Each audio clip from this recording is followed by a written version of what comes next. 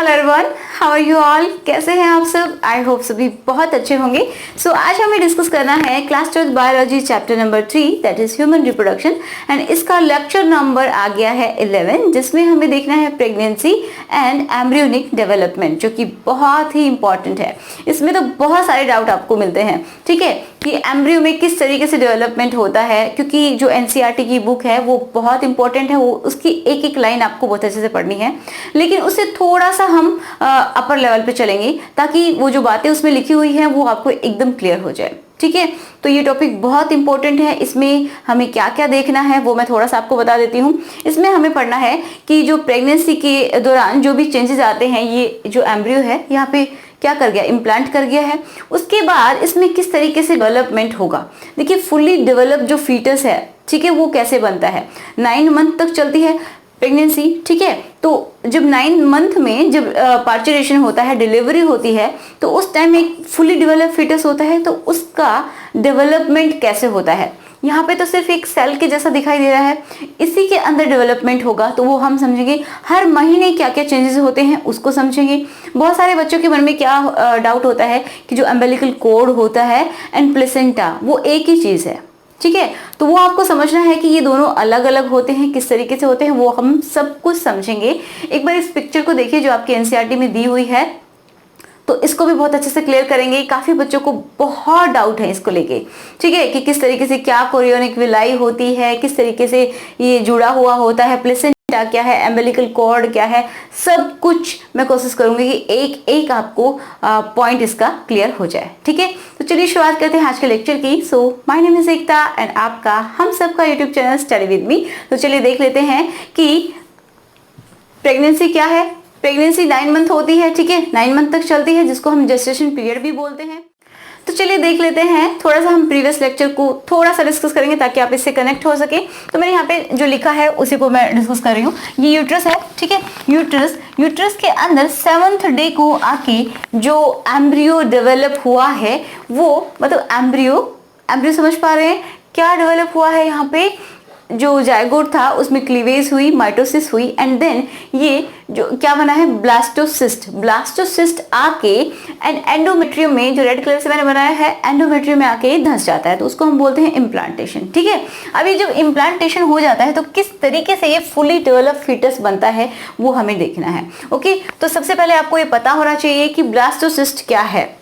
थोड़ा तो मैं यहाँ पे बताऊंगी, लेकिन फिर भी आपको बहुत अच्छे से इसका नॉलेज होना चाहिए। अगर आपको नहीं पता है तो पहले आप इससे प्रीवियस लेक्चर देखिए जो कि लेक्चर नंबर 10 है, ठीक है, वो जरूर देख लीजिए। इम्प्लांटेशन स्टडी विद मी एकता लिख दीजिए, आपको मिल जाएगा, ओके। तो चलिए अब हम देख लेते हैं। ये जो मैंने बनाया है इसको मैं एक बार समझा देती हूँ कि क्या है। ब्लास्टोसिस्ट है जो कि कुछ इस तरीके से इसमें सेल्स होती हैं। ब्लास्टोसिस्ट क्या होता है, देखो कुछ इस तरीके की स्ट्रक्चर आपको दिखाई दे रही होगी। तो जो सेल्स होती हैं वो 2 पार्ट में डिवाइड हो जाती हैं। इनर सेल होती हैं, ठीक है, इनको हम बोलते हैं इनर सेल मास, ठीक है, या फिर इसको एम्ब्रियोब्लास्ट भी बोला जाता है, एम्ब्रियोब्लास्ट, ओके। एंड जो बाहर ये जो सेल्स आपको दिखाई दे रही है इनको हम क्या बोलते हैं, अगर आपने प्रीवियस लेक्चर देखा है तो आपको पता होगा, इसको बोलते हैं ट्रोफोब्लास्ट, ओके। एंड बीच में जो कैविटी दिखाई दे रही है इसको क्या बोलते हैं, ब्लास्टोसील, ठीक है, समझ में आ रहा है इतना। तो अब देखिए ये जो एक तो इनर सेल मास है जिसको एम्ब्रियोब्लास्ट बोल रहे। क्यों बोल रहे हैं एम्ब्रियोब्लास्ट, क्योंकि इसी से एम्ब्रियो बनना है। बाद में ये जो एम्ब्रियो फुली डेवलप जो फीटस बनेगा वो इसी से बनेगा। किससे, ये नोब ऑफ सेल्स जो है, ठीक है। तो ये बहुत इंपॉर्टेंट है। एंड ये क्या काम आएगा, ये बाद में चल के इसमें और ग्रोथ होगी, थोड़ा सा डेवलपमेंट होगा। उसके बाद क्या होगा, ये बनाएगा प्लेसेंटा। समझेंगे सब कुछ बहुत अच्छे से समझेंगे, समझ में आ रहा है इतना, ठीक है। ये ये जो है स्ट्रक्चर ये हमने पहले ही डिस्कस कर ली है, लेकिन फिर भी मैंने आपको ये बताया है। अब देखो इसमें क्या क्या चेंजेस होंगी वो बहुत ज़्यादा आपकी बुक में नहीं दिया हुआ है, ठीक है। तो उस बुक को तो अच्छे से पढ़ना है, लेकिन मैं थोड़ा सा अपर लेवल पे जाके इसकी बात करने वाली हूँ। अब देखो ये जो इनर सेल मास होता है इसको एम्ब्रियोब्लास्ट बोलते हैं। अब ये जो इनर सेल मास है ये डिवाइड कर जाएगा किसमें, मतलब दो तरीके की सेल्स में डिवाइड कर जाएगा, ठीक है। दो तरीके की सेल्स में डिवाइड कर जाएगा जिनको हम बोलेंगे एपिब्लास्ट एंड हाइपोब्लास्ट, ठीक है। ये इनर सेल मास दो तरीके की सेल्स में बट जाएगा जिसको हम बोलेंगे एपिब्लास्ट एंड हाइपोब्लास्ट, ओके। अब ये जो है ट्रोफोब्लास्ट ये भी दो तरीके की लेयर बना लेगा, ओके। कुछ सेल्स मिलके अलग तरीके की एक लेयर बना लेंगे एंड दूसरी अलग तरीके की, मतलब ये ट्रोफोब्लास्ट भी अब डिवाइड होने वाला है, डिफरेंशिएट होने वाला है दो लेयर्स में। इस तरीके से याद रखिएगा, ठीक है। तो मैं बना के ही बता देती हूँ आपको, ये समझ में आ गया है। इसी के अंदर क्या क्या चेंजेस होते हैं वो अब हम देख लेते हैं।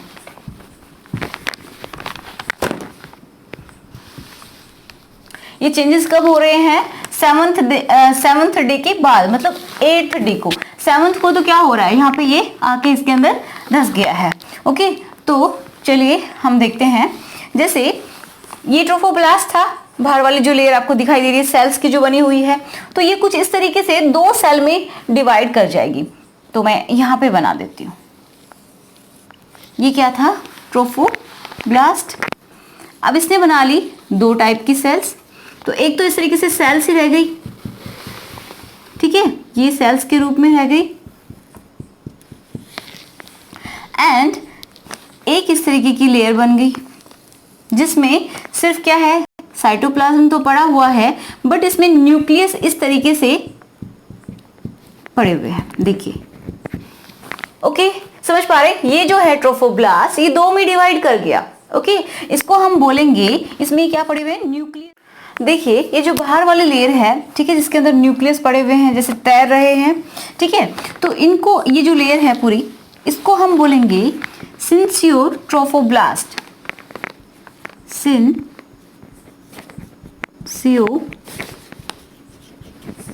ट्रोफोब्लास्ट, ठीक है।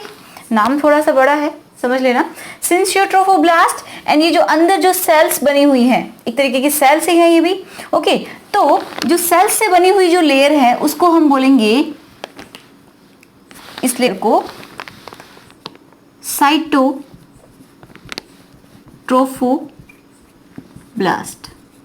ठीक है। समझ में आया, ये जो ट्रोफोब्लास्ट थी ये दो में डिवाइड हो गई, साइटोट्रोफोब्लास्ट जो कि अंदर की साइड में है, बाहर की साइड में सिंसियोट्रोफोब्लास्ट जिसके अंदर न्यूक्लियस पड़े हुए हैं। अब देखो सिंशियम का मतलब होता है कि मल्टी न्यूक्लिएटेड। अब इसमें साइटोप्लाज्म है बट इसमें कोई डिवीजन नहीं है, प्रॉपर सेल्स नहीं बनी हुई इसकी तरह, ठीक है। इसमें सिर्फ क्या है, न्यूक्लियस ही डिवाइड होता चला गया, मतलब मल्टी न्यूक्लिएटेड ये लेयर होती है। क्लियर है इतना? अंदर वाला जो मास है, सेल मास जिसको हम बोले inner cell mass, okay, embryoblast, इसी से एम्ब्रियो बनना है, इसी से हमारा जो डेवलपिंग जो फीटस है वो बनना है, ओके। तो ये किस तरीके से डिवाइड हो जाती है वो हम थोड़ा सा देख लेते हैं। ये डिवाइड हो जाती है कुछ इस तरीके से,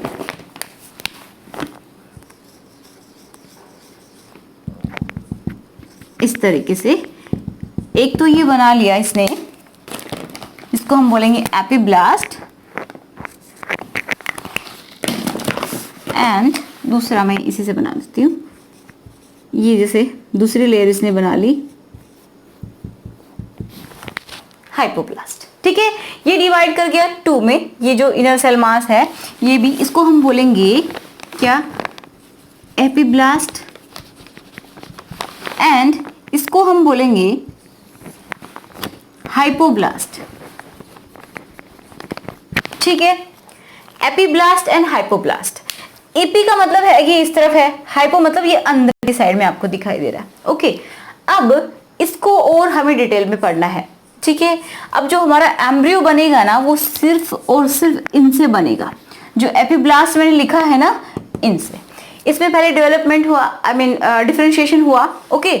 मतलब दो तरीके की सेल्स बना ली, एक को बोल लिया हमने एपिब्लास्ट, दूसरे को बोल लिया हाइपोब्लास्ट। ओके, अब जो एपिब्लास्ट है इसी से पूरा का पूरा हमारा क्या बनना है, फिटस बनना है। ओके, ये धीरे धीरे क्या कर जाएंगे, डैमेज कर जाएंगे, बट हमें एक बार के लिए इसे देखना है। इसका भी बहुत इंपॉर्टेंट रोल है, जो कि इस पिक्चर में देखिए, जो आपको यॉर्क सैक दिखाई दे रहा है, एक पाउच लाइक स्ट्रक्चर, उसको इसी से बनना है, हाइपोब्लास्ट से। ठीक है, एंड इससे क्या बनेगा, हमारा एम्ब्रियो बनेगा।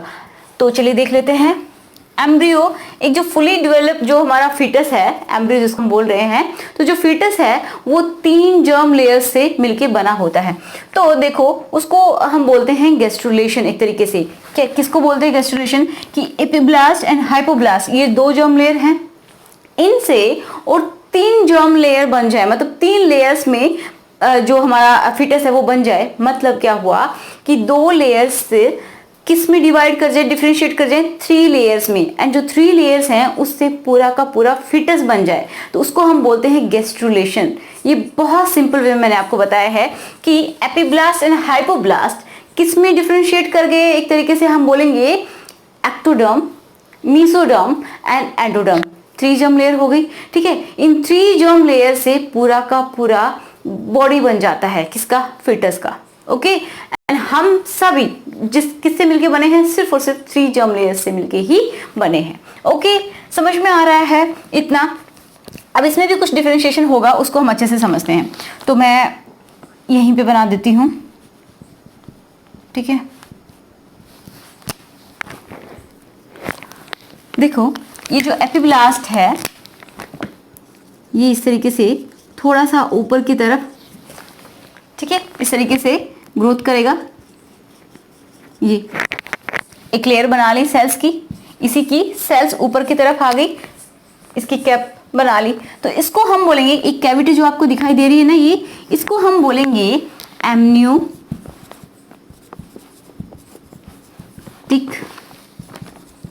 कैविटी। इसमें क्या होता है, फ्लूइड होता है, एमनियोटिक फ्लूइड। ठीक है, क्योंकि आपने देखा होगा जब भी कोई जो फिटस होता है, फिटस के चारों तरफ क्या है, एक थैली जैसी होती है जिसके अंदर पानी भरा होता है, तो वो यही होती है, एमनियोटिक फ्लूइड होता है वो। ओके, एंड ये जो लेयर है ना, ये सेल्स की बनी हुई है, इसको हम बोलते हैं एमनियन। ये आपको क्लियर होना चाहिए। ठीक है, इसको बोलते हैं हम एमनियन। अब क्या होगा, ये जो है ये भी डिवाइड करना चाहेगी, तो इस तरीके से इसने भी क्या कर लिया, अपने आप को एक कैप बना दी। ठीक है, इस तरीके से इसकी सेल्स भी कुछ इस तरीके से डिफरेंशिएट कर गई। तो इसको हम क्या बोलेंगे, ये जो कैविटी है इसमें कोई फ्लूइड नहीं है, इसको हम बोलते हैं क्या, यॉर्क सैक। अब आप देख रहे होंगे इस पिक्चर में, इसमें तो काफी छोटा सा दिया हुआ है, लेकिन इसमें हमने बहुत बड़ा बना दिया, तो ये बाद में क्या करेगा, श्रिंक कर जाएगा और पाउच लाइक स्ट्रक्चर ही बचेगी। ठीक है, तो इतना समझ में आया। अब क्या होगा, बस एक और आपको समझना है, इतना समझ में आ गया होगा कि शुरू में ये 2 में डिवाइड हुआ। ठीक है, 2 में डिवाइड होने के बाद यहीं पे आपको याद होना चाहिए, क्योंकि आप बहुत कंफ्यूज होंगे अगर आपको अब समझ में नहीं आया तो। देखो, ये 2 में डिवाइड हुआ, inner cell mass, epiblast and hypoblast. अब इन्होंने अपनी अपनी एक कैप बना ली। ठीक है, ओके, अब एपिब्लास्ट ने जो कैप बनाई, उसके अंदर ये जो बीच में जो कैविटी है, इसमें एक फ्लूइड होता है जिसको हम बोलते हैं एमनियोटिक फ्लूइड, क्योंकि इस कैविटी को हम क्या बोल रहे हैं, एमनियोटिक कैविटी। ठीक है, एंड ये जो सेल्स हैं इसको हम क्या बोलेंगे, एमनियन। ओके, ये सेल्स, इनको हम बोलेंगे एमनियन। अब जो हाइपोब्लास्ट ने अपने आप को इस तरीके से एक कैप बना ली है, उसको हम क्या बोलेंगे, इस कैविटी को बोलेंगे यॉर्क सैक। ओके, एंड ये जो सेल्स हैं, ठीक है, चलिए इसको हम बोलते हैं यॉर्क सैक। अब इतना याद रखिए। अब क्या होगा, अब देखिए, जो ये जो यॉर्क सैक है, ठीक है, इसमें से कुछ सेल्स बाहर की तरफ निकलेंगी। ये जो आपको बाहर की तरफ जो लेयर मतलब ये जो खाली स्पेस दिखाई दे रहा है, तो इस तरीके से यहाँ पे इसकी कुछ सेल्स निकलेंगी। कहाँ से निकलेंगी, यॉर्क सैक में से। ठीक है, तो अब यॉर्क सैक में से कुछ सेल्स निकलेंगी एंड इस तरीके से मैं ये जो ब्लू कलर से बना रही हूँ, इस तरीके से कोई लेयर इन्होंने यहाँ पे बना ली। ओके, तो मेन इंपॉर्टेंट ये है।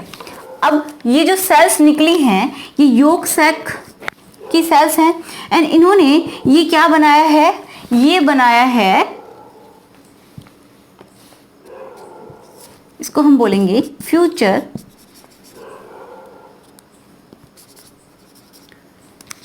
Umbilical code. अब देखिए यहाँ पे थोड़ा सा मैंने इसको थोड़ा ठीक किया है। देखो ये जो मैंने बनाया है ये क्या है, फ्यूचर एम्बिलिकल कोड। जब देखिए जो कोई भी जो फीटस है, जब डिलीवरी के टाइम देखते हैं हम कि जो बेबी है, ओके, तो उसके जो नेबल होती है वहां से एक ट्यूब लाइक स्ट्रक्चर होती है ना, तो उसको हम बोलते हैं क्या, एम्बिलिकल कोड। तो ये जो बना है ये क्या है, फ्यूचर, इसी से बनने वाला है एम्बिलिकल कोड, ओके। एंड ये जो एक्स्ट्रा मैंने ये लेयर बना दी, इसको हम बोलते हैं, एक नाम देते हैं क्या, extra embryonic membrane, extra embryonic mesoderm. ठीक है, बस इतना याद करना है आपको। ये तो एम्नियन बन गई, ठीक है। योक सैक में से कुछ सेल्स निकली तो उन्होंने फ्यूचर एम्बिलिकल कोड बना दिया एंड साथ में एक लेयर है ये जो ब्लू कलर की मैंने इस तरीके से बना दी है, ठीक है, स्पेस जो आपको दिखाई दे रहा है। तो इसको हम बोलते हैं क्या, एक्स्ट्रा एम्ब्रियोनिक मेसोडर्म, ठीक है। अब आप इस पिक्चर को ध्यान से देखो कि ये जो एम्ब्रियो है, ठीक है, जो फीटस है वो इस तरीके से एक ये फ्यूचर एम्बिलिकल कोड है उसके सहारे एंड इस तरीके से कुछ विलाई बनी हुई हैं, ये इस तरीके की कुछ स्ट्रक्चर्स हैं जिनसे वो कनेक्टेड है, तो इनको हम बोलते हैं कोरियोनिक विलाई, ठीक है। ये जो ये एम्बिलिकल कोड है, मैं यहाँ पे आपको बना के बता देती हूँ थोड़ा सा समझ में आए। देखो जैसे आपकी बुक में दिखाया हुआ है कि कुछ इस तरीके से एक स्ट्रक्चर है, ओके, इस तरीके की स्ट्रक्चर है एंड इससे ये स्ट्रक्चर बनी हुई है एंड इसी से ये जो एम्ब्रियो है, ये जो फीटस बनेगा, ये इस तरीके से अटैच होता है, ओके। तो ये जो है इसको बोलते हैं हम, जो मैंने ब्लू कलर से बनाई है इसको बोलते हैं कोरियोनिक विलाई। तो ये सारी चीजें मैं आपको क्यों बता रही हूँ कि कोरियोनिक विलाई कहाँ से बनती है, तो देखिए ये मिला के जो एक्स्ट्रा एम्ब्रियोनिक मेसोडर्म है इसको मिलाइए एंड ये क्या है, साइटोट्रोफोब्लास्ट, इसको मिलाइए एंड सिंचियोट्रोफोब्लास्ट। तो इस तरीके से ये मिलके क्या बनाते हैं, कोरियोनिक विलाई। तो इसको हम बोलते हैं कोरियोन एक तरीके से। अब विलाई का क्या मतलब है कि इस तरीके की जो ये फिंगर लाइक प्रोजेक्शंस निकाल ली, ये इस तरीके की जो स्ट्रक्चर्स निकाल ली है, इनको हम बोल देते हैं विलाई। समझ में आ रहा है, ये होती है कोरियोनिक विलाई। तो ये जो पूरी की पूरी स्ट्रक्चर है, देखिए ये जो पूरी की पूरी स्ट्रक्चर है, मतलब ये तीनों लेयर, ये एंड ये तीनों मिलके इस तरीके से हो जाएंगी, ठीक है, ये प्रोजेक्शंस इस तरीके से बना लेंगी। तो इसको हम बोलेंगे कोरियोनिक विलाई एंड इससे क्या अटैच है, एम्बिलिकल कोड, ओके। इसका बहुत इंपॉर्टेंट रोल है, अभी आपको समझ में आएगा। तो ये चीज समझ में आई, इससे क्या बनेगा, हमारा एम्ब्रियो, ठीक है, ये इससे अटैच है क्या, एम्बिलिकल कोड एंड ये कोरियोनिक विलाई एंड ये मदर जो है उसका यूट्रस है। तो यूट्रस के यूटेराइन टिश्यूज हैं एंड कुछ ब्लड वेसल्स होती हैं, क्योंकि जो ये एंडोमेट्रियम होती है इसमें क्या है, ब्लड वेसल्स होती हैं, ठीक है। तो ये मिलके इस तरीके से, जैसे ये मदर का यूट्रस है तो ये इस तरीके से, आपकी बुक में एक लाइन दी हुई है कि कोरियोनिक विलाई, ठीक है, जो कि किसका पार्ट है, एक तरीके से एम्ब्रियो का, ठीक है। ये जो हमारा डेवलपिंग एम्ब्रियो है इसी का पार्ट है ये कोरियोनिक विलाई, जो मैंने ब्लू कलर से बनाई है एंड जो मैंने रेड कलर से बनाई है वो क्या है, मैटरनल टिश्यू, ठीक है, एंडोमेट्रियम है। तो एंडोमेट्रियम एंड कोरियोनिक विलाई क्या करेंगी, इस तरीके से इंटर डिजिटेड हो जाएंगे, मतलब जैसे डिजिट्स होती हैं उनको आपस में इस तरीके से हम मिला दें तो एक क्या बनी, एक स्ट्रक्चर बनी एंड ये जो स्ट्रक्चर बनी है ये, इसको जो कंप्लीट जो स्ट्रक्चर है इसको हम बोलते हैं प्लेसेंटा। तो देखिए एक स्ट्रक्चर है एंड इसका फंक्शन है। आप याद किस तरीके से करेंगे कि ये एक स्ट्रक्चर बना दी, ठीक है, दोनों ने मिलके, किसने किसने मिलके, एक तो मदर के यूटेराइन टिश्यू है जो एंडोमेट्रियम है, ब्लड वेसल्स हैं, ओके, एंड ये जो कोरियोनिक विलाई हैं जो कि किसकी हैं, एम्ब्रियो की हैं। तो इन दोनों ने कंट्रीब्यूट किया, इस तरीके से एक स्ट्रक्चर बनाई एंड ये जो स्ट्रक्चर है ये बहुत ही फंक्शनल है, ओके, मतलब स्ट्रक्चरल एंड फंक्शनल एक यूनिट बना दी। समझ पा रहे इस चीज को? ये स्ट्रक्चरल एंड फंक्शनल यूनिट किससे मिलके बनी है, chorionic villi plus maternal tissue. अब आपको ये चीज समझ में आनी चाहिए कि कोरियोनिक विलाई किससे मिलके बनी है। कोरियोनिक विलाई ये देखो, एक्स्ट्रा एम्ब्रियोनिक मेसोडर्म एंड किससे, सिंसियोट्रोफोब्लास्ट एंड साइटोट्रोफोब्लास्ट, ठीक है। इन तीनों से अगर हम इनको तीनों को इस तरीके से कर दें तो ये बन गई कोरियोनिक विलाई, ठीक है। ये तो इसको ही हम बोलते हैं, इस कंप्लीट स्ट्रक्चर को हम बोलते हैं प्लेसेंटा। अब प्लेसेंटा जो है बहुत इंपॉर्टेंट रोल प्ले करने वाली है, क्योंकि आपकी बुक में कुछ हार्मोन्स गिवन है, वो आपको याद रखने हैं, बहुत इंपॉर्टेंट है। एंड सबसे इंपॉर्टेंट काम क्या है प्लेसेंटा का, मैं ये साफ कर देती हूँ, आई होप आपको समझ में आ गया होगा, ठीक है। तो देखिए हम थोड़ा सा डिस्कस कर लेते हैं प्लेसेंटा का रोल क्या है। आपको एनसीईआरटी बहुत अच्छे से पढ़नी है, एक एक लाइन इसकी बहुत इंपॉर्टेंट है, ठीक है। तो देखिए प्लेसेंटा क्या है, स्ट्रक्चरल एंड फंक्शनल यूनिट है जो कि किसमें हेल्प करती है कि जो ये जो एम्ब्रियो है, ठीक है, जो डेवलपिंग हमारा फीटस है, एम्ब्रियो कब तक होता है, 2 मंथ तक, ठीक है। उसके बाद क्या बन जाता है, फीटस बन जाता है, ठीक है। और जब तक वो डिलीवर होगा तब तक हम उसको फीटस ही बोलेंगे, ओके। तो प्लेसेंटा जो होती है वो कुछ हार्मोन्स बनाती है एंड सबसे मेन इंपॉर्टेंट पहले बात समझ लीजिए कि जो एम्ब्रियो है, एम्ब्रियो क्या, एम्ब्रियो सांस लेता है। किसी ने मुझसे कमेंट में पूछा भी था कि जो मदर की वूम में जो वो फीटस होता है तो वो सांस किस तरीके से लेता है, ठीक है, उसका रेस्पिरेशन किस तरीके से होता है। तो मैं आपको बता दूं कि ये जो वूम में जो फीटस है, मतलब जो एम्ब्रियो है, जो फीटस बनने वाला है, ठीक है, तो ये सांस नहीं लेता है। अब यहाँ पे जिंदा कैसे रहेगा, तो ये यही काम आती है प्लेसेंटा, ठीक है। अब ये जो प्लेसेंटा है वो क्या करेगी, प्लेसेंटा के थ्रू यहाँ मदर का ब्लड होगा, ठीक है, यहाँ मदर का, रेड से बना देती हूँ, ये जैसे एंडोमेट्रियम है तो यहाँ पे मदर की ब्लड वेसल्स पड़ी हुई होंगी, ओके। तो ये जो टिश्यू इन्होंने कंट्रीब्यूट किए हैं इनके साथ, तो इसमें मदर की ब्लड वेसल्स होंगी। अब ये जो कोरियोनिक विलाई है, कोरियोनिक विलाई किससे मिलके बनी थी, कोरियोनिक विलाई मिलके बनी थी, देखिए ये तो क्या था, सिंसियोट्रोफोब्लास्ट, ठीक है, इसमें न्यूक्लियस पड़े हुए हैं, ओके। इसके अंदर क्या है, ये मैं सेल्स की क्लियर बना देती हूँ, इस तरीके से ये सेल्स हैं, जैसे ये थी इसके अंदर, ओके। एंड सबसे अंदर की साइड में ये क्या थी,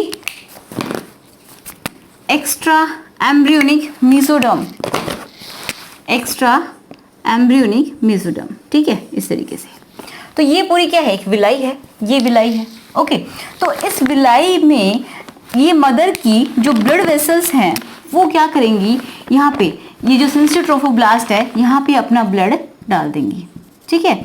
अब जो ब्लड देखो, जो ये एम्ब्रियो होता है, जो फीटस, इसका ब्लड एंड मदर का ब्लड कभी भी इंटरमिक्स नहीं होता है, ठीक है, सेपरेट रहता है। देखिए अब जो मदर का ब्लड है ये यहाँ पे आ गया, ओके। अब यहाँ से जो न्यूट्रिएंट्स होंगे, मतलब यहाँ आ गया ये ब्लड, इस तरीके से इनमें जो सिंसियोट्रोफोब्लास्ट थी इसके अंदर आ गया, ओके।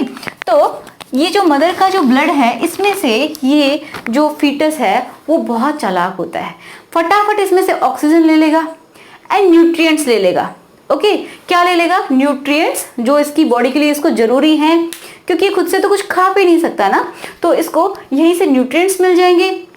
प्लेसेंटा के थ्रू ये इनको ले लेगा, ये प्लेसेंटा है इसके थ्रू ले लेगा, एंड किसके थ्रू, ये किससे कनेक्टेड है, ये इससे एम्बेलिकल कॉर्ड से, ये क्या है, ये एम्बेलिकल कोड, ओके, मैंने यूज से लिख दिया, ये इससे कनेक्टेड, तो इसके थ्रू ये आ जाएंगे क्या, यहाँ पे इसके अंदर न्यूट्रिएंट्स आ जाएंगे। क्या क्या लेगा ये, ऑक्सीजन लेगा, प्लेसेंटा से क्या ले रहा है, ऑक्सीजन एंड न्यूट्रिएंट्स,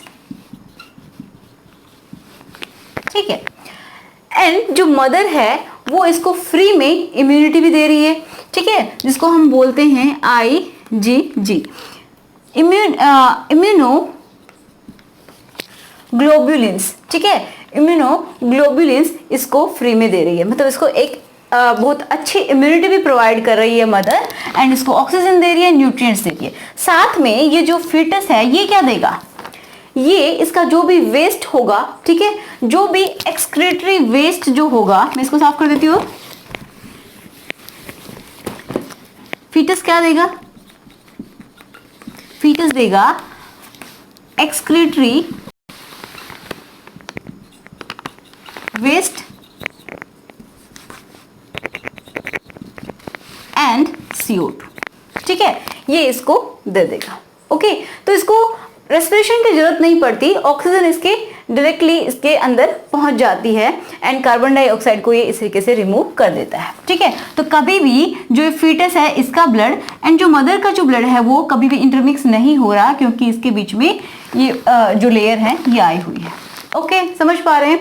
अब जो योक सैक था वो यहाँ पे काम कर रहा है। देखिए योक सैक क्या करता है, हमने यहाँ पे बनाया था, ठीक है, मैं थोड़ा सा बना लेती हूँ ताकि आप समझ पाएं। जैसे ये क्या था, एपिब्लास्ट, एंड ये एम्नियोन था, यहाँ पे ये हाइपोब्लास्ट था, ओके, एंड ये इसने क्या बनाया था, योक सैक। अब ये जो योक सैक मैंने बोला कि ये क्या करेगा, इसके अंदर जो अम्बिलिकल कॉर्ड है, ठीक है, ये इसने बनाया, इसके अंदर ये प्रोट्रूड कर जाता है, मतलब इसके अंदर धंस जाता है, तो ये हेल्प करता है एक्सचेंज में, ठीक है, ये हेल्प करता है एक्सचेंज में। अब जो योक सैक होता है, योक सैक एक पाउच लाइक स्ट्रक्चर इस तरीके से दिखाया गया है आपकी बुक में, तो ये किस में हेल्प करता है, बाद में ये हेल्प करता है, जैसे ये फीटस होता है तो इसमें क्या हेल्प करेगा कि इसकी जो ब्लड सेल्स होती हैं वो यहाँ से बनती हैं योक सैक से, ओके, तो इसमें ये हेल्प करता है। समझ पा रहे इस चीज को, ठीक है, योक सैक किस में हेल्प करता है, एंड कुछ पार्ट इसका इसके अंदर धंस जाता है जो कि एक्सचेंज में हेल्प करता है, मदर की बॉडी से न्यूट्रिएंट्स लेने में एंड इसका खुद का वेस्ट बाहर निकालने में। ओके, एक तो ये इंपॉर्टेंट रोल होता है किसका, प्लेसेंटा का, समझ में आ गया। अब कुछ हॉर्मोन्स होते हैं जो कि बहुत ही इंपॉर्टेंट हैं। देखिए आपको ये क्वेश्चन पूछा जा सकता है कि ड्यूरिंग प्रेगनेंसी कौन से हॉर्मोन्स रिलीज होते हैं जो कि मदर है उसके बॉडी में, ठीक है, प्रेगनेंसी के दौरान ही वो हॉर्मोन्स होते हैं। तो जो प्लेसेंटा है, प्लेसेंटा से क्या, तो अब हम हार्मोन्स को देख लेते हैं कि कौन कौन से हॉर्मोन्स होते हैं। तो ये 3 हार्मोन हैं, आपको अच्छे से याद रहेंगे, HCG, second HPL, and third मैं आपको याद भी करवा दूंगी यहीं पे, थर्ड है रिलैक्सिन। ये आपको याद रखने ही रखने हैं। देखो IPL सबको याद रहता है कि नहीं रहता है ना, तो IPL की जगह आप याद रखिए HPL, ओके, एंड उसके साथ में याद रखिए HCG। देखो जब IPL शुरू होता है, ठीक है, तो उसके साथ HCG आप याद रखिए एंड देन हो जाइए रिलैक्स, तो रिलैक्स से आप याद रखेंगे रिलैक्सिन, ठीक है। तो HPL, HCG एंड रिलैक्सिन ये 3 हार्मोन हैं जो ड्यूरिंग प्रेगनेंसी ही किसी फीमेल में मिलते हैं, ओके।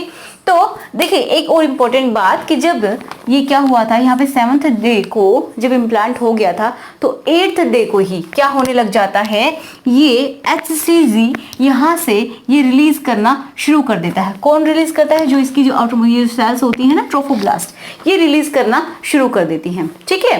तो जब ये रिलीज करती हैं तो इसी का टेस्ट किया जाता है, जो कि स्ट्रिप्स मिलती हैं मार्केट में, कि जो प्रेगनेंसी टेस्ट के लिए जो भी स्ट्रिप्स होती हैं, तो उनमें इसका लेवल देखा जाता है। तो एक तरीके से पता चलता है कि हाँ ये जो फीमेल है ये प्रेग्नेंट है, क्योंकि ये सिर्फ और सिर्फ प्रेगनेंसी में ही ये हॉर्मोन्स मिलते हैं, ओके। तो देखिए जो HCG है तो इसका क्या काम होता है पहले हम समझेंगे, लेकिन इसकी फुल फॉर्म देख लेते हैं। HCG का मतलब क्या है, ह्यूमन कोरियोनिक गोनाडोट्रोपिन, गोनाडोट्रोपिन, ठीक है। एंड HPL का क्या काम है? नाम क्या है? ह्यूमन प्लेसेंटा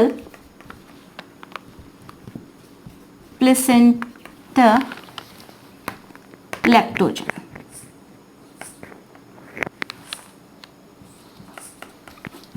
ह्यूमन प्लेसेंटल, ठीक है। तो ये हार्मोन होते हैं ह्यूमन प्लेसेंटल लैक्टोजन, एंड ये है रिलैक्सिन। तो जो रिलैक्सिन होता है वो एंड ऑफ द प्रेगनेंसी में होता है, बट ये प्लेसेंटा से नहीं निकलता। ये कहाँ से निकलता है? ओवरीज से। तो जो ओवरीज होती हैं, फैलोपियन ट्यूब है एंड देन ये ओवरी है, तो यहाँ से ये रिलैक्सिन हार्मोन निकलता है, ठीक है।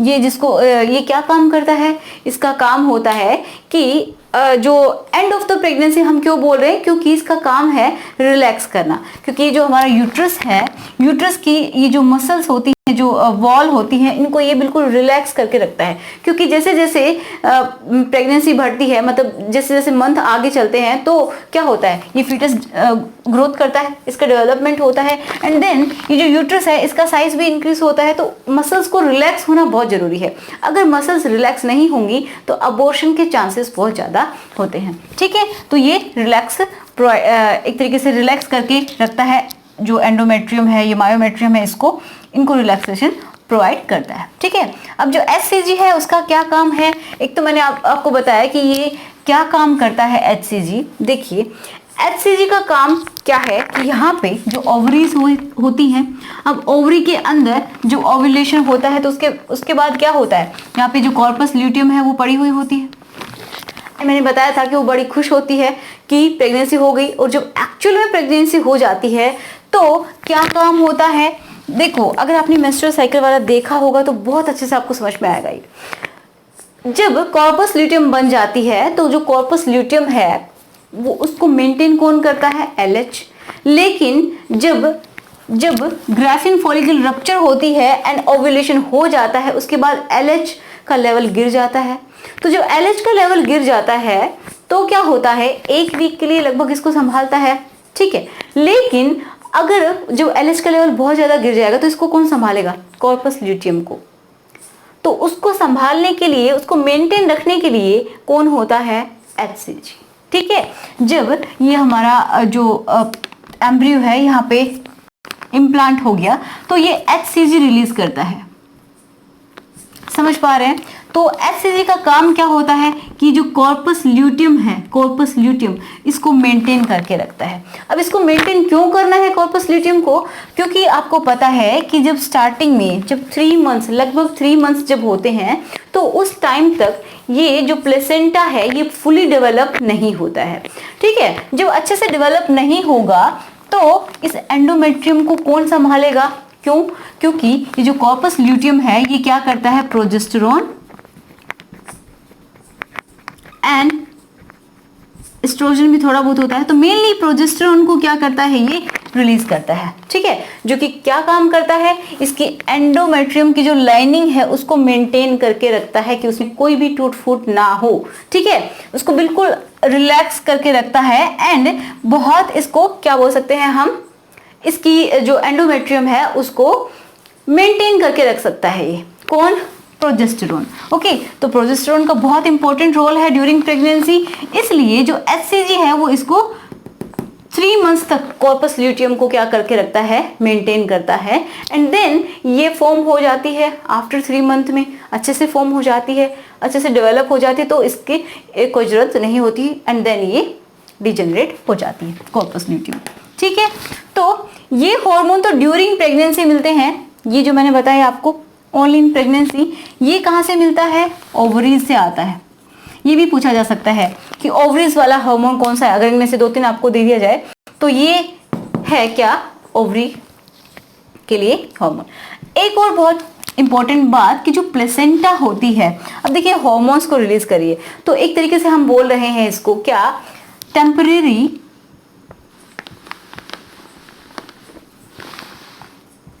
एंडोक्राइन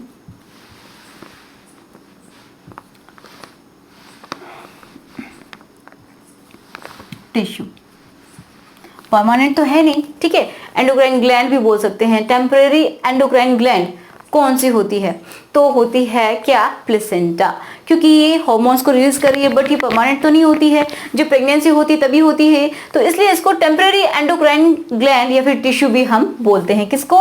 प्लेसेंटा को। ओके, एंड इसी तरीके से जो कॉर्पस ल्यूटियम है तो उसको भी हम टेम्परेरी एंडोक्राइन ग्लैंड बोलते हैं। क्यों? क्योंकि ये भी प्रोजेस्टेरोन को, इन हार्मोन्स को सीक्रेट करती है। एंड कब करती है? कब करती है ये? जब ओव्यूलेशन हो जाता है, मतलब कॉर्पस ल्यूटियम जब बन जाती है तो ये इनको सीक्रेट करती है, लेकिन ये हमेशा नहीं रहती, ठीक है। ये भी डिजेनरेट हो जाती है अगर ओव्यूलेशन जो फर्टिलाइजेशन नहीं हुआ तो ये डिजेनरेट कर जाती है। ओके, तो ये भी ऑप्शन हो सकता है एंड ये भी, तो आपको देखना है और अच्छे से समझना है।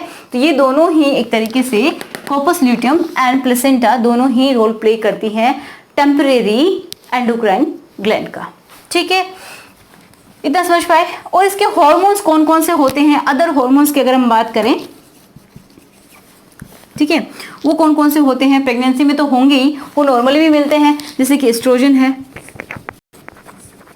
एस्ट्रोजन नॉर्मली भी फीमेल की बॉडी में होता है, बट प्रेगनेंसी टाइम में भी होता है ये। एंड प्रोजेस्टेरोन,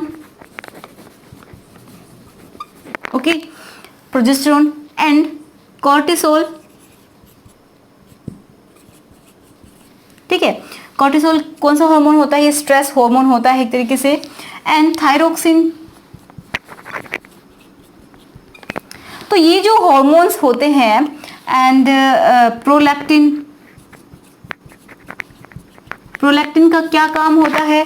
प्रोलैक्टिन का काम होता है जब प्रेगनेंसी के बाद, मतलब जब पार्चुरेशन होता है उसके बाद क्या काम आता है? प्रोलैक्टिन। प्रोलैक्टिन का बहुत इंपॉर्टेंट रोल होता है कि जो बेबी होगा, जो फीटस होगा, उसको फीड कराना होता है, ठीक है। तो ये मिल्क का प्रोडक्शन करती है एक तरीके से प्रोलैक्टिन, ठीक है। एंड और कौन से हार्मोन्स हो सकते हैं? तो ये आपको याद रखने हैं। एंड इनके जो लेवल हैं वो नॉर्मल अगर किसी फीमेल में है उससे ज़्यादा हो जाते हैं, क्योंकि इसको खुद के लिए तो हार्मोन बनाने ही हैं किसी फीमेल को, एंड अपनी जो डेवलपिंग जो फीटस है उसके लिए भी हार्मोन्स को बनाना होता है, तभी प्रेगनेंसी मेंटेन रहती है, ठीक है। एंड एक और इस आपके डायग्राम में दिया हुआ है, यहाँ पे जो सर्विक्स वाला ये जो रीजन है यहाँ पे बताया गया है क्या? एक हम बोल सकते हैं म्यूकस प्लग।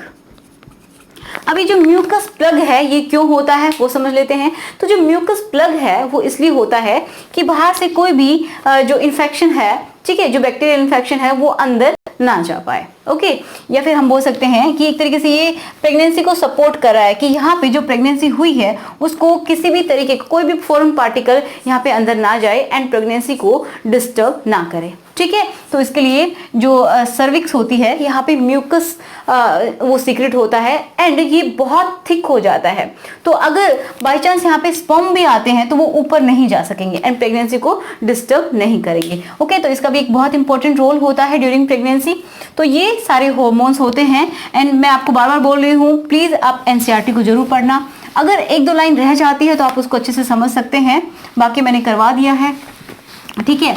अब क्या है इसमें एक और इम्पोर्टेंट बात जो दी हुई है वो हम समझ लेते हैं, जो कि बहुत ही इम्पोर्टेंट है कि कौन कौन से चेंजेस आते हैं जब फीटस जो है, ठीक है। देखिए फीटस कब होता है? मैंने बोला आफ्टर 2 मंथ जब प्रेगनेंसी हो जाए तो होता है फीटस। तो इसमें क्या क्या चेंजेस आते हैं वो हम देख लेते हैं एक बार।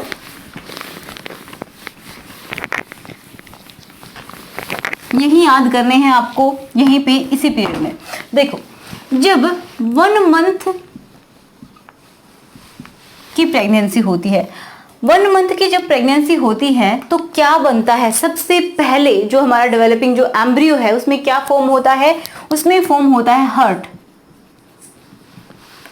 हार्ट फॉर्म होता है, ठीक है। एंड ये जो हार्ट है ये फॉर्म हो जाता है तो इसका साउंड हम सुन सकते हैं, जो डॉक्टर हैं इसका साउंड सुनाई देता है किसकी हेल्प से? स्टेथोस्कोप,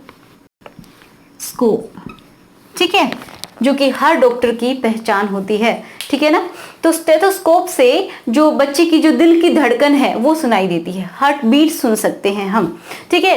तो देखिए आपने काफी बार सुना भी होगा बहुत ऐसे केसेस होते हैं कि बहुत बार ऐसा होता है कि ऐसा बोला जाता है कि अभी अबॉर्शन करना पड़ेगा, क्योंकि बच्चे में धड़कन नहीं है। ठीक है, ऐसा बहुत सारे केसेस में आपने भी शायद सुना होगा कि बच्चे में धड़कन नहीं है। इसका मतलब क्या हुआ कि हार्ट बीट ही नहीं है, मतलब हार्ट बना ही नहीं है। तो ये बहुत बड़ा साइन होता है। यहाँ से क्वेश्चन भी बन सकता है कि एक तरीके से ये साइन होता है, साइन ऑफ ग्रोविंग एम्ब्रियो, या फिर एम्ब्रियो या फीटस लिख सकते हैं, फीटस और एम्ब्रियो। अगर हार्ट ही नहीं बना तो वो जो आगे जो फीटस बनेगा वो ग्रोथ ही नहीं होगी। ठीक है, तो एक बहुत बड़ा साइन होता है किसका, ग्रोथ का। किसकी ग्रोथ का, जो एम्ब्रियो है उसकी ग्रोथ का, या फिर हम बोलेंगे फीटस की ग्रोथ का, कि अगर हार्ट बन गया, हार्ट बीट है उसके अंदर, तो ही वो आगे ग्रो कर पाएगा, नहीं तो एक मांस का टुकड़ा ही रहेगा। ठीक है, ओके, क्लियर है इतना? तो ये आप नोट कर लीजिए, हैशटैग पॉइंट डाल के इनको नोट करते चलिए। अब मैं देखती हूँ जो सेकंड मंथ है उसमें क्या क्या चेंजेस होते हैं।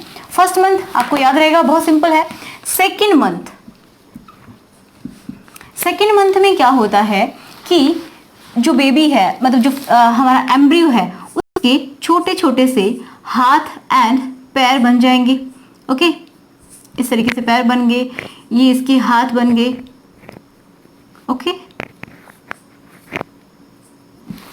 एंड इसकी फिंगर्स बन गए। ठीक है, ये जो फिंगर्स है मतलब डिजिट्स बन गई, तो हम लिख सकते हैं लिम्स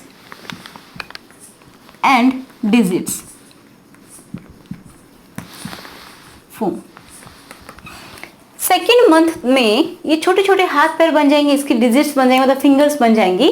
तो आप याद रखिए सेकेंड मंथ में इतना कुछ हो जाता है। अब थर्ड मंथ में क्या होता है कि major organs and external genital form हो जाता है। ठीक है, ये तो है ही, लिम्स बन गए, ये तो सेकंड में बन गए थे। लिम्स का मतलब क्या है, हाथ और पैर। ठीक है, फोर लिम्स मतलब हमारे हाथ हैं, एंड हाइंड लिम्स जो हम अपने पैर बोलते हैं, एंड इनके डिजिट्स, ये फिंगर्स, सब कुछ बन गया सेकेंड मंथ में। थर्ड मंथ में मोस्टली जो मेजर ऑर्गन्स होते हैं वो बन जाते हैं, एंड जो एक्सटर्नल जेनाइटेलिया है वो फॉर्म हो जाता है। ठीक है, तो ये हम बोल सकते हैं कि एक मंथ में कितने वीक होते हैं, तो आपको ये बहुत अच्छे से याद रखना है। एक महीने में कितने वीक होते हैं, 4 होते हैं। ठीक है, तो काफी बार वीक्स के अकॉर्डिंग में आपको क्वेश्चन पूछ लिया जाता है कि at the end of the 12 weeks क्या चेंजेस होते हैं। ठीक है, जो फीटस है हमारा, डेवलपिंग फीटस, उसमें क्या क्या चेंजेस होते हैं। तो एंड में क्या क्या हो रहा है, मेजर ऑर्गन्स बन गए हैं एंड एक्सटर्नल जेनेटिलिया फॉर्म हो गया है। तो ये कितने मंथ की प्रेगनेंसी हो गई, ये हो गई 3 मंथ की। अगर हम वीक्स के अकॉर्डिंग देखें तो इसमें 4 वीक हो गए, इसमें यहाँ तक आते आते 8 वीक्स हो गए, एंड ये 12 वीक। ठीक है, 12 वीक्स की प्रेगनेंसी में ये सब हो जाता है। एंड इसको, ये जो 3 मंथ का जो टाइम है, इसको हम बोलते हैं फर्स्ट ट्राइमेस्टर। मेस्टर का मतलब क्या होता है, मंथ। ट्राई का मतलब 3। ठीक है, जैसे कि आपके स्कूल में होता है सेमेस्टर होता है, मतलब 6 मंथ में जो भी होने वाला काम है। ओके, तो ये ट्राइमेस्टर मतलब 3 मंथ में हो रहा है इतना कुछ। ठीक है, तो एक जो प्रेगनेंसी होती है 9 मंथ की होती है। अब 9 मंथ में 3 से डिवाइड कर दीजिए, तो इसमें ट्राइमेस्टर्स कितने होते हैं, 3 ट्राइमेस्टर्स होते हैं। मतलब first trimester, second trimester and third trimester. तो इसी तरीके से 4th month, 5 month and 6 month. ठीक है, तो इसको हम बोलेंगे सेकेंड ट्राइमेस्टर। वीक्स के अकॉर्डिंग आप देख लीजिएगा। ठीक है, अच्छे से वीक्स भी आप अपने लिख के याद करना है आपको। 7, 8, 9। ठीक है, ये हो गया थर्ड ट्राइमेस्टर। ठीक है, थर्ड ट्राइमेस्टर 7 मंथ,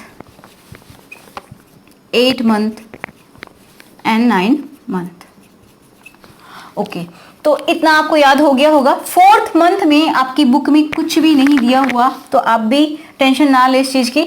अब चलते हैं 5th मंथ में क्या होता है। तो 5th मंथ में आपको बहुत इजीली मैं याद कराऊंगी। देखो, कोई भी जो हमारा जो फीटस है ये, तो ये चाहता है कि मेरे जो हेयर हैं थोड़े बहुत वो आ जाए, ठीक है, क्योंकि किसी को भी पसंद नहीं है ऐसे टकलू रहना। ओके, तो इसके हेयर आ जाते हैं कहाँ पे, हेड पे, ठीक है, हेयर ऑन हेड। तो ये बहुत खुश हो जाता है, इसके हेड पे हेयर आ गए एंड ये अपने आप में बहुत खुश फील करता है, हैप्पी फील करता है। एंड क्या करता है, फर्स्ट मूवमेंट करता है, फर्स्ट मूवमेंट याद रहेगा आपको, ठीक है। ये सिर्फ मेरा एक तरीका है आपको समझाने का। Hair on head and first movement इसका होता है, मतलब ये अपने हाथ पर चलाने लगता है। कौन से मंथ में, 5th मंथ में। कब करता है, जब इसके सर पे बाल आ जाते हैं, तो ये बहुत खुश होता है एंड देन ये अपने जो फर्स्ट मूवमेंट होता है वो करता है। तो डॉक्टर काफी बार पूछते हैं कि जो फीटस है वो मतलब अपनी हाथ पैर हिलाता है या नहीं हिलाता है, मूवमेंट हो रहा है या नहीं हो रहा है, तो उसको पूछा जाता है, ठीक है। इतना समझ में आया। अब क्या है, अब ये इतना तो खुश हो गया कि इसके हेयर आ गए। अब इसको थोड़ा सा और ज्यादा ग्रोथ चाहिए। ग्रोथ मीन्स थोड़ा सा और इसको मेकअप की जरूरत है, ये फील करता है। तो जो 6 मंथ होंगे तो उसमें देखो, कोई भी बच्चा होता है तो बहुत खुश होता है जब उसको बोलते हैं कि तुम बड़े हो जाओगे, ये खा लो, ये पी लो, ठीक है। तो इस तरीके से याद रखिए कि ये सोचता है कि मैं बड़ा हो गया हूं तो मेरा थोड़ा सा और मेकअप कर दिया जाए। मीन्स इसकी जो बॉडी हेयर है,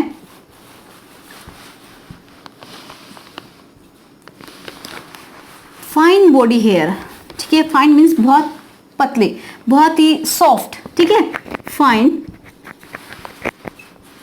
बॉडी हेयर, बहुत पतले पतले से बाल आ जाते हैं। तो इनको हम क्या बोलते हैं, इनको एक स्पेसिफिक नाम दिया जाता है, लेन्यूगा, ठीक है।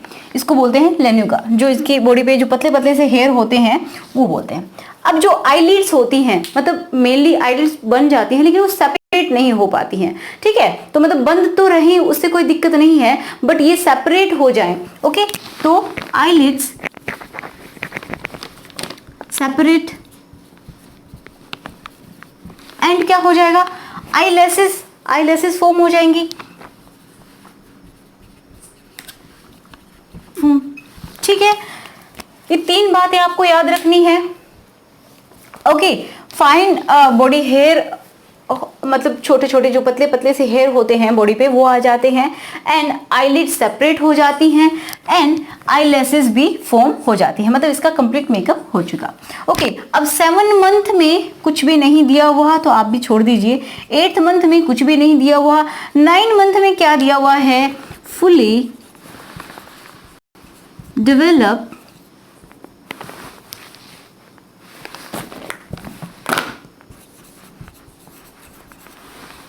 फीटस, मतलब जो फीटस है वो पूरी तरीके से डेवलप हो चुका है, उसका सारे ऑर्गन सिस्टम सब कुछ बन चुका है एंड देन वो रेडी है किसके लिए, डिलीवरी के लिए, मींस पार्चुलेशन के लिए, ओके। तो इतना आपको समझ में आ गया होगा कि 1 मंथ से लेके 9 मंथ में क्या क्या चेंजेस होते हैं, प्लेसेंटा एंड अम्बिलिकल कॉर्ड में क्या डिफरेंस है, समझ में आया होगा आई होप आपको, ओके। एंड एक बहुत इंपॉर्टेंट बात और बच गई है, ये सब कुछ समझ में आया, ठीक है। पहले महीने में क्या होता है, हार्ट बन जाता है। सेकंड में क्या होता है, लिम्स एंड डिजिट्स बन जाती हैं, ठीक है। एंड थर्ड में जितने मेजर ऑर्गन्स होते हैं वो बन जाते हैं एंड साथ में जो एक्सटर्नल जेनिटलिया है वो फॉर्म हो जाता है। 4th मंथ को छोड़ दिया गया है, कुछ नहीं बताएगा। 5th में क्या है, उसके हेड पे हेयर आ जाते हैं तो खुश होता है एंड फर्स्ट मूवमेंट करता है अपना, ओके। 6th में क्या है कि फाइन बॉडी हेयर है, ठीक है। उसकी बॉडी के ऊपर पतले पतले से हेयर आ गए हैं जिसको हम लेन्यूगा बोल रहे हैं। आईलिड्स सेपरेट हो गई हैं, वो खोल सकता है चाहे तो, ओके। आईलिड्स सेपरेट हो गई एंड आईलैसेस भी बन गई है, ओके। 9 मंथ में क्या हो रहा है, 9 मंथ में फुली डेवलप फीटस हो चुका है। अब वो रेडी है बाहर आने के लिए, मतलब इस दुनिया में आने के लिए, ओके। इतना समझ में आया। अब किसी ने मुझसे पूछा था कि जो 3 जर्म लेयर्स होती हैं वो कैसे बनती हैं, तो थोड़ा सा मुझको और इसको डिस्क्राइब करना पड़ेगा। देखिए, इसमें एक टॉपिक है ब्लास्ट गैस्ट्रुलेशन, सॉरी गेस्ट्रुलेशन। गेस्ट्रुलेशन का सिंपल सा पहले आप मीनिंग समझ लीजिए, डेफिनेशन तो आप कहीं से भी देख लेंगे। देखो, गेस्ट्रुलेशन का मतलब होता है कि जो हमारा क्या था, शुरुआत से याद कीजिए क्या था, इनर सेल मास था, ठीक है। मैंने बोला था कि इसी से हमारा एम्ब्रियो बनेगा, फुली डेवलप फीटस बनने वाला है। तो वो दो में डिवाइड हो गया था, किसमें, एपीब्लास्ट एंड हाइपोब्लास्ट, ठीक है। अब इन दो से क्या बन जाए, 3 जर्म लेयर्स बन जाएं, 2 लेयर जो हमारा एम्ब्रियो बन रहा है, मतलब उससे क्या हो जाए, 3 जर्म लेयर्स फॉर्म हो जाए, उसी को हम बोल देते हैं गेस्ट्रुलेशन, ठीक है। 2 से कैसे, मतलब 2 से 3 क्या क्या बताना चाह रही हूँ, तो देखो इसका मतलब है कि बन जाए एक्टोडर्म, मेसोडर्म एंड एंडोडर्म। जो फुली डेवलप फिटस है, मतलब पूरा जो फिटस होता है उसमें सिर्फ और सिर्फ वो किससे मिलके बना होता है, 3 जर्म लेयर्स से। कौन कौन सी, एक्टोडर्म जो कि स्किन की एपिथेलियम को फॉर्म करता है, हमारी स्किन जो है, एक्टो मीन्स सबसे बाहर, एंडो मीन्स सबसे अंदर, ओके। मीजो मीन्स उन दोनों के बीच में, ठीक है। एक्टो मीन्स बाहर, एंडो मीन्स अंदर, मीजो मीन्स उन दोनों के बीच में, ठीक है, ऐसे याद रखिए। तो एक्टोडर्म, पहले इस चीज को समझो कि इन 2 लेयर से इन 3 जर्म लेयर में जब बन जाता है, जो एम्ब्रियो है, जो फीटस है, वो बन जाता है, इसका मतलब क्या हो गया, गेस्ट्रुलेशन हो गया है, ठीक है। तो 2 जर्म लेयर से 3 में बन जाना होता है गेस्ट्रुलेशन। बहुत सिंपल वे में मैंने आपको बताया है। अब मैं थोड़ा सा एक डायग्राम के थ्रू आपको समझा देती हूँ। एक्टोडर्म, मेसोडर्म एंड एंडोडर्म, इनके रोल भी बताऊंगी थोड़े थोड़े, ताकि आपको याद रहे किस तरीके से इससे किससे क्या बनता है। तो देखो, जो एक्टोडर्म है उससे क्या बनता है, स्किन, ठीक है। तो मैं लिख सकती हूं epithelium of skin, and second बहुत इंपॉर्टेंट, नर्वस सिस्टम। अगर आपके नीट में पूछा जाए कि नर्वस सिस्टम कैसे बनता है, एक्टोडर्म, मेसोडर्म, एंडोडर्म, ठीक है, या फिर ऑल, तो क्या बोलेंगे, नर्वस सिस्टम बनता है हमारा एक्टोडर्म से, ओके। मेसोडर्म, मेसोडर्म में आपको याद रखना है क्या, एम से, M muscles,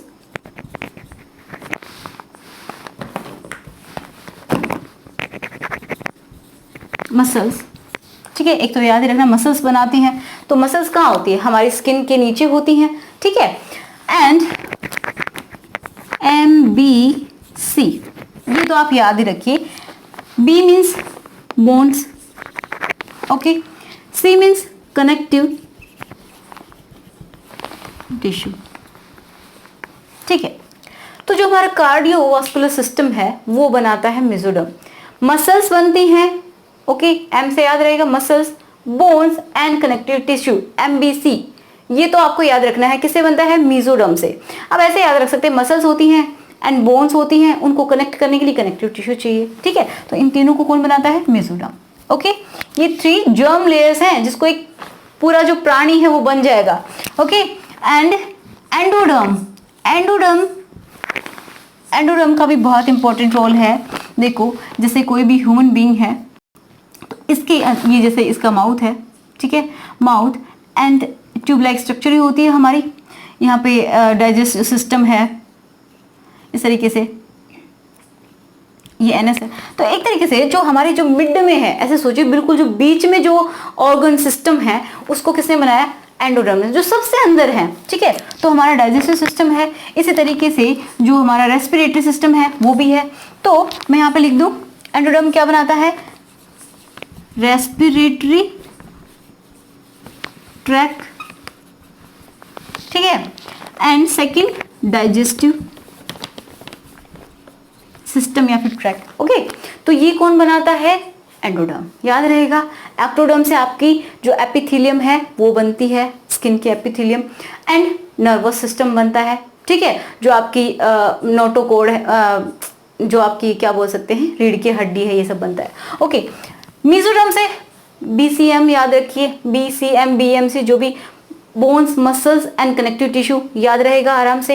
and digestive system and respiratory system किससे मिलके बना होता है? जो ट्रैक है किससे मिलके बनता है? एंडोडर्म से।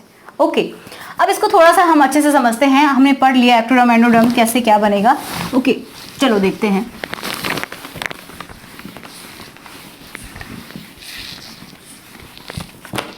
देखो, ये जैसे मैंने बना लिया,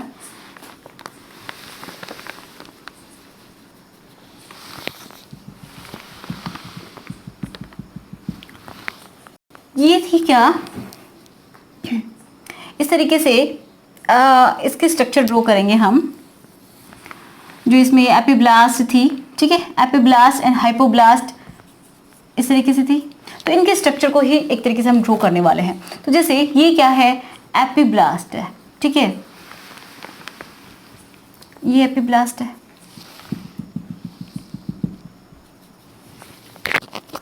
एंड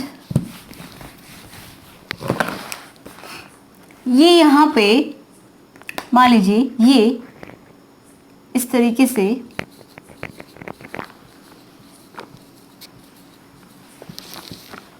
ये क्या है? जिसने क्या बनाया था? यॉर्क सैक, ये सब बनाया था। ठीक है, हाइपोब्लास्ट, ये एपिब्लास्ट।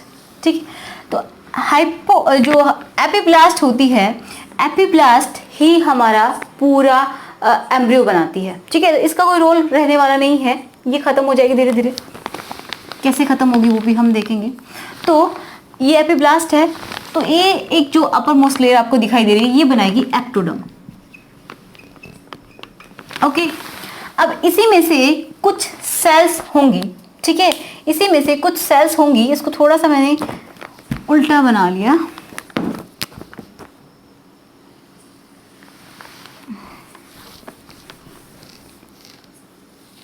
इस तरीके से बना देती हूँ। ठीक है,